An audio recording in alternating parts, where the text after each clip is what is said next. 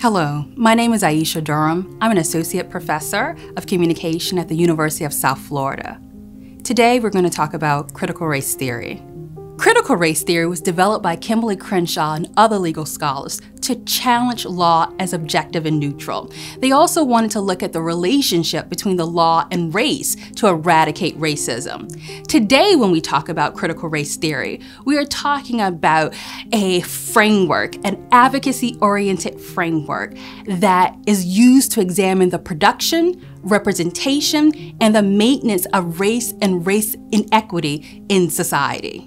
As a framework, critical race theory, or CRT, sees race not as biologically determined. That means we don't look at phenotype or physical traits like complexion or hair texture. Rather, we see race as being produced, as being socially constructed. It is embedded in our social, economic, and political institutions. For Crenshaw and others, the law defines race. The law defines who is white and who is non-white. And that racial designation is important because it influences how we're perceived and treated in society.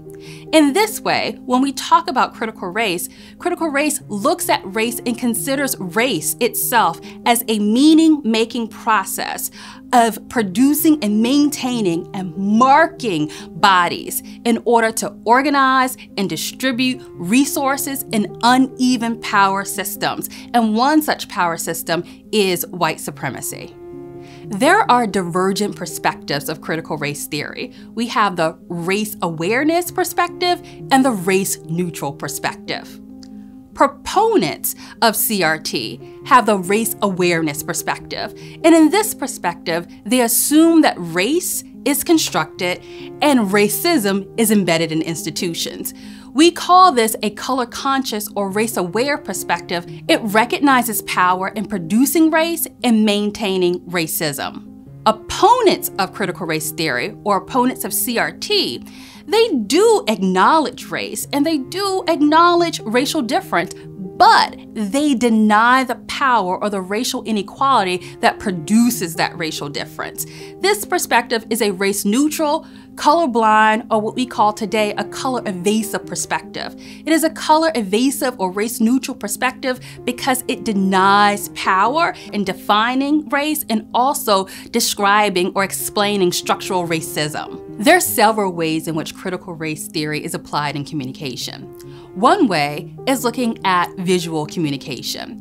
For example, we look at the ways in which race is communicated through form and function. By form, we mean physicality, phenotype. By function, we mean social role. In media and cultural studies, for example, we describe power-laden racial representations as controlling images.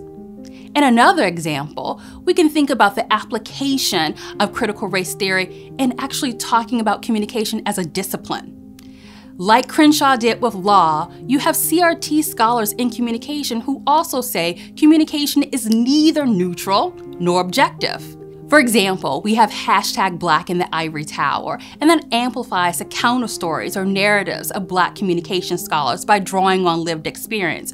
We also have #ComSoWhite, and that documents Western whiteness by analyzing cited editors and authors in communication publications for more than 25 years. All of these examples call attention to both race and racism in communication. So when we're talking about critical race theory, we're talking about an advocacy-oriented framework that enables communication scholars to use race as an important site to study power.